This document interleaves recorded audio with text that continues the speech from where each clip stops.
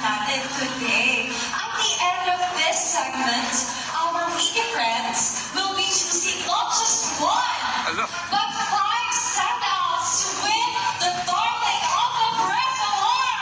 Wow! Grabe yung fan Darling of the Breast, no? Pero I think it's about time. Ayan, andyan na sila. Okay. This is actually one of the most exciting parts for today's event because gagawin natin sila yung Q&A portion with our pageant leaders. Ladies, are you ready? Ready na ba kayo for the Q&A portion with our pageant leaders? We will call them one by one, and there will be one pageant leader to ask one question for a specific lady, okay? Are we ready? Are we ready? Are you all ready, guys?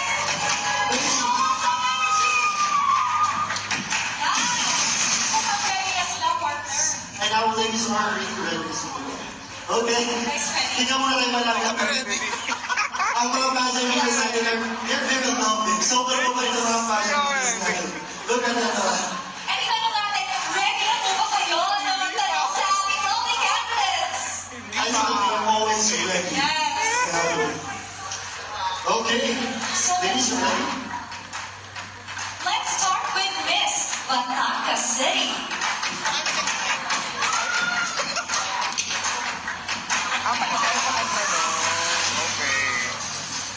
Okay, Miss Batangas City. Batangas City.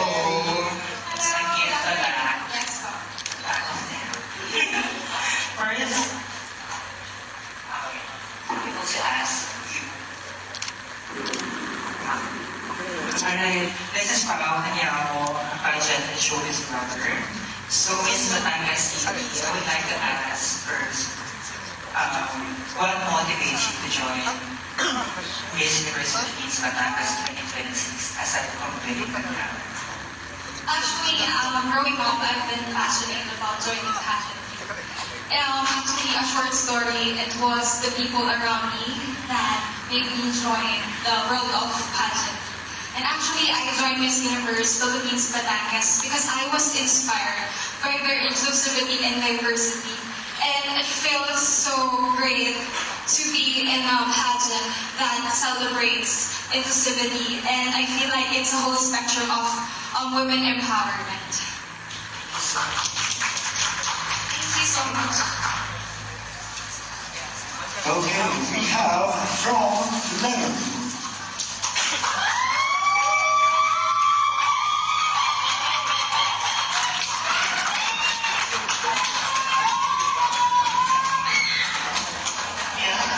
I met the Miss Leonard at Edgeology. So, like sa ating different pages. So, ating pageant media. Hi, kamusta? I'm good po. How old are you? I'm 24. Turning 25 this August. Happy birthday! That's right. Ano pagsama? Kasama namin ang happy birthday ng version ng pageant media. Anyway, of course, getting to know you, can you give 3 fun facts about you na gusto mong i-share sa amin? Okay, first fun fact about me. I was really shy growing up as a kid. I remember there was a time when someone knew me as the girl or the kid who always had her head down when walking. I remember there was also one time when I was walking in our neighborhood, and then someone asked, "Whose kid is that?" Because they didn't know me. I was very shy. But then I was also someone who has been so drawn to beauty and pageantry. I always loved watching pageants. And also, I even had the dream of becoming a fashion designer as a kid. So, I think that's also the reason why I'm here today. I want to inspire the youth, and especially those kids that are making their doubts stop them from getting the opportunities that's available to them, and to make them believe in themselves that they can enter anything that they put their minds into. Second fun fact, I think I already said about it.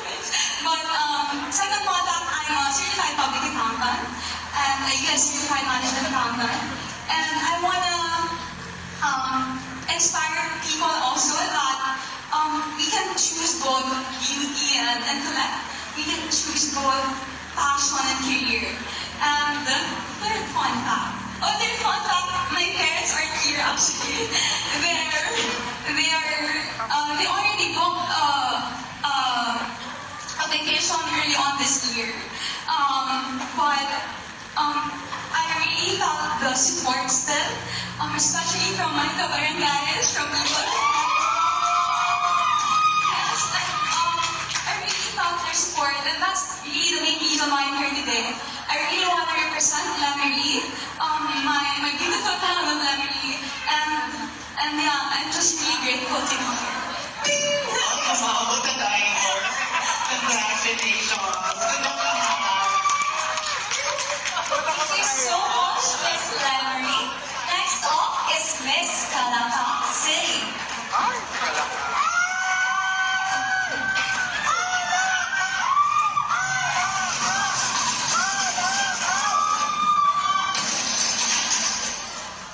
Hello, good evening. My name is Neil from the Philippines on Facebook and on Instagram.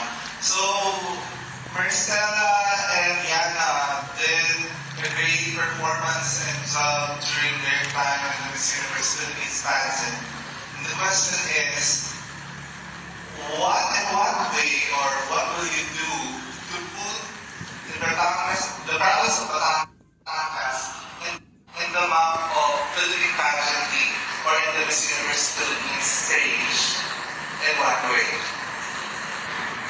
I would represent Batangas by being a Barangay Batangueña, upholding and embodying the resiliency and the spirit of our province because it navigates me to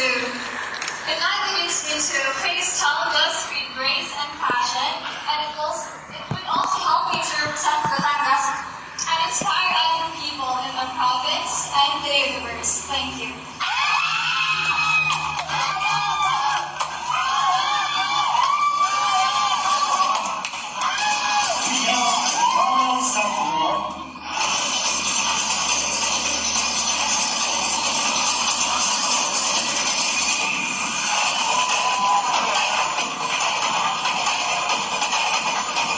Sorry, we have Kikalan Santuan.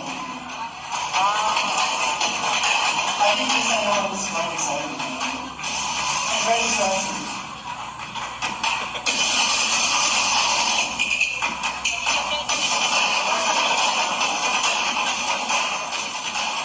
Hello, Miss Karen, good evening. Hello, good evening. What are you hoping to get out of this experience? Sorry, can you please repeat the What question? are you hoping to get out of this experience? Joining this pageant is not only about being beauty queen, it's also about the experience. Since I'm a working student and I just graduated this June, and during my time working and studying, I chose studying and joining pageants. And today, I joined Miss Universe Philippines Batangas to enjoy and to experience the things that to value and to represent the Batangas someday as a Miss Universe Philippines Batangas. Thank you. Thank you so much, Miss Tingala San Juan. Next up is Miss Ibaha.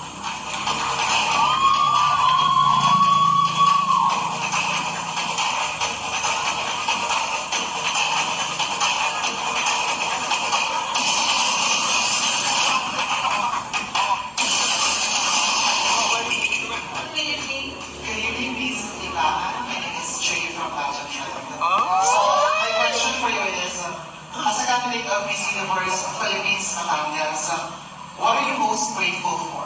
Wow, that's a good question.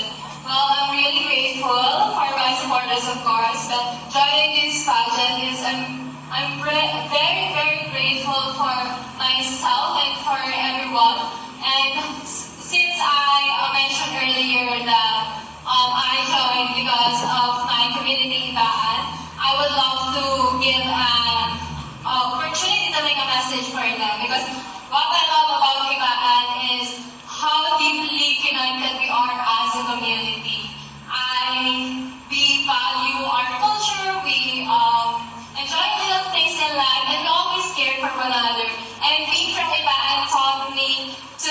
faithful, stay grounded, and proud of where I come from. So, to answer your question, of course, I'm grateful to be here in Miss Universe Batangas because of my community. And also, I just want to add up that I want you all know that the true beauty queen shines the brightest when it is made to use a difference. And I believe that I can make that difference. Thank you. Thank you so much, Miss Liban. Now we have Miss Libasin.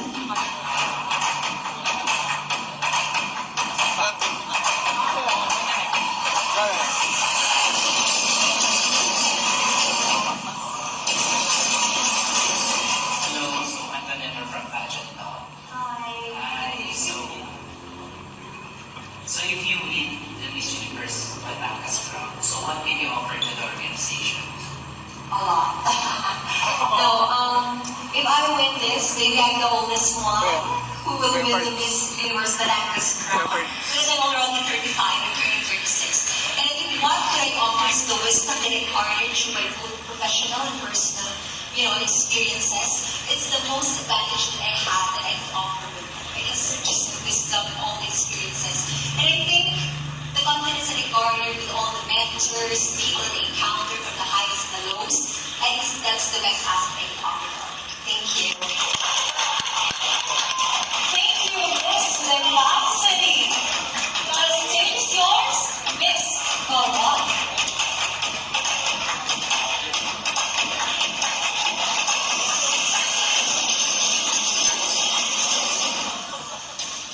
Hi, Miss Bawan. Ferdy from Melanchology. Magandang gabi. Ayan. My question for you is, what characteristics of Aba Academia that would help you win the Miss Universe Philippines Batangas Cup? The one characteristic that Batanganya possess that will help me to win the Miss Universe Philippines Batangas crown is that I have resilience. Throughout our lives, we might face many challenges and setbacks, but how respond to them truly defines us. And I will use that as your next Miss Universe Philippines Batangas by any chance. Because having a resilient mindset, we will learn to bounce back from our failures and keep pushing forward towards our goals. Resilience has taught me that setbacks are not the end of the road, but rather an opportunity for growth and self-development. Thank you. Thank you so much, Miss Bawal. Please subscribe. Only personal use is allowed.